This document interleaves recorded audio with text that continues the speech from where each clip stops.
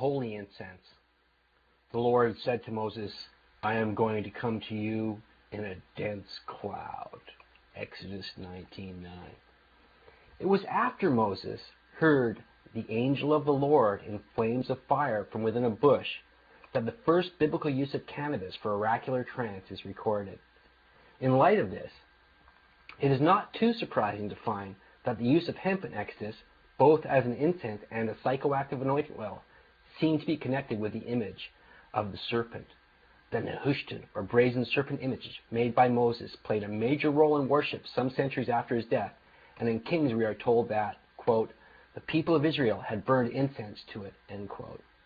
Although it is unclear as to what the original incense contained, combined with the THC-rich holy ointment, quote, the fumes from the sacred incense of the chapel, if made to the biblical formula, would assist the process of hypnosis, end quote. John Allegro.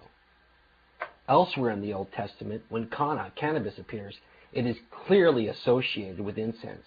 According to Emanuel Low in his German work, Die Flower der Juden, the Hebrews of later times, when celebrating their successful invasion and takeover of the land of Canaan with the holy day Passover, utilized a preparation including cannabis. Low referred to a recipe for the Passover altar incense that included hashishet sarur, and claimed that the sarur was a secret name for the resin of cannabis sativa. The recipe for the special Passover incense had cannabis resin, hashishet sarur, ground into powder, mixed with wine, and then made into a burnable and fragrant concoction by being combined with saffron and Arabic gum, as Emanuel Low recorded in 1926.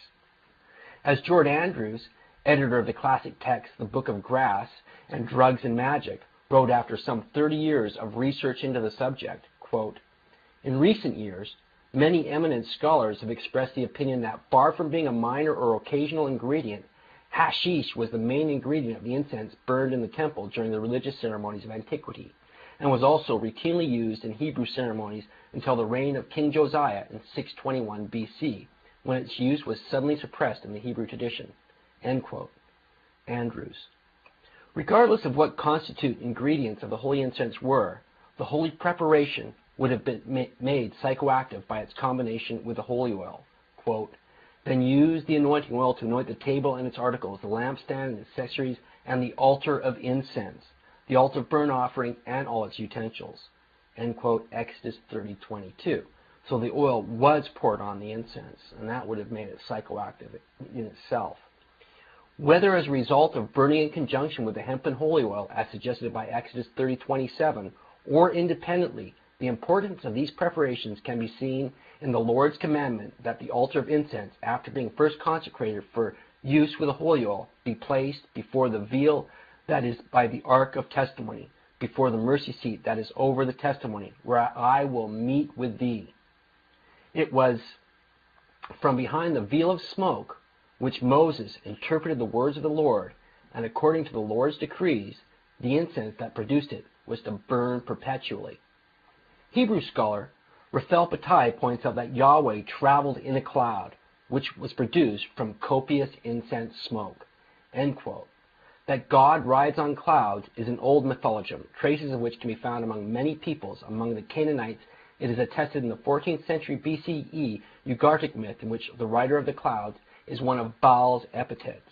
Rider of the cloud refers to Yahweh in one of the Psalms. In fact, the desert sanctuary, called the tabernacle, literally meaning desert place, because of the divine cloud that was above it, and over it, and in it.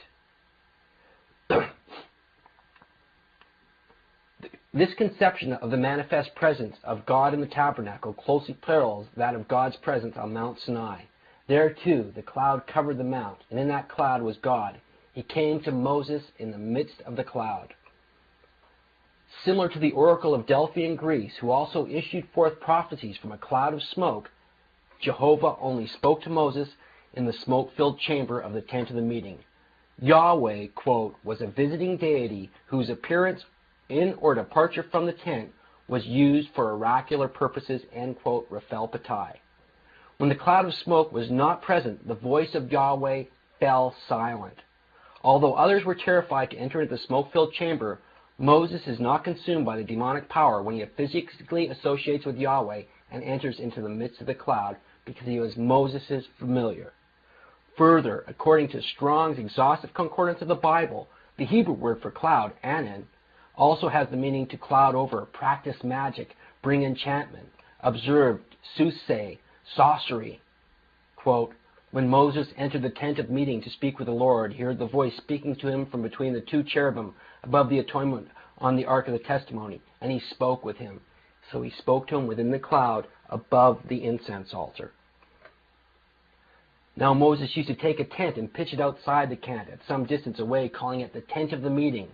Anyone requiring of the Lord would go to the tent of the meeting outside the camp. And whenever Moses went out to the tent, all the people rose and stood at the entrance of their tent. The pillar of cloud would come down and stay at the entrance to their tents, watching Moses until he entered the tent. As Moses would enter the tent, the pillar of cloud would come down and stay at the entrance, while the Lord spoke with Moses. Whenever the people saw the pillar of cloud standing at the entrance to the tent, they all stood and worshipped, each at the entrance to his tent.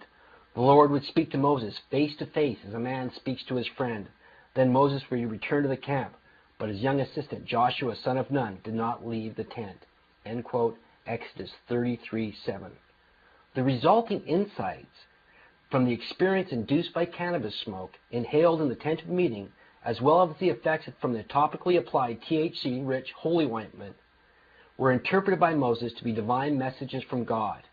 This occurred in much the same way as modern shamans interpret their experience with plant hallucinogens as containing divine revelations.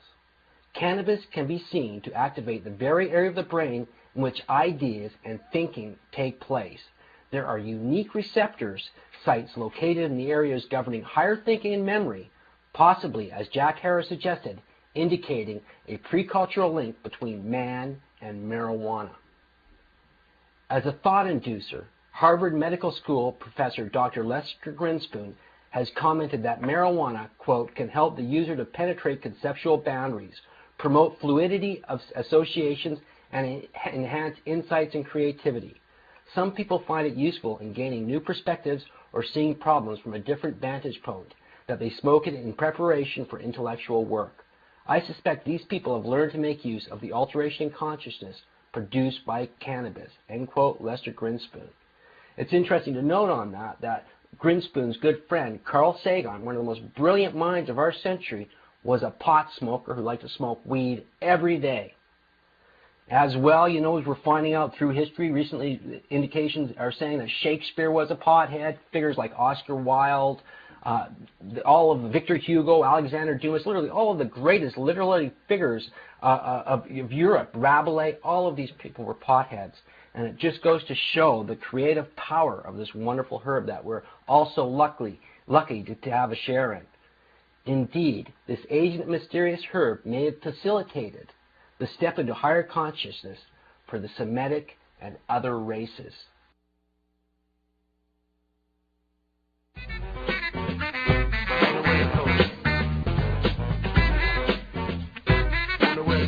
This is Dana Larson of Cannabis Culture magazine. If you like pot radio, you'll love Cannabis Culture. We're celebrating 5 years of bringing enlightenment and good pot to the world, so check us out and subscribe today. You can subscribe by giving us a call at 604-669-9069 or check us out online at www.cannabisculture.com.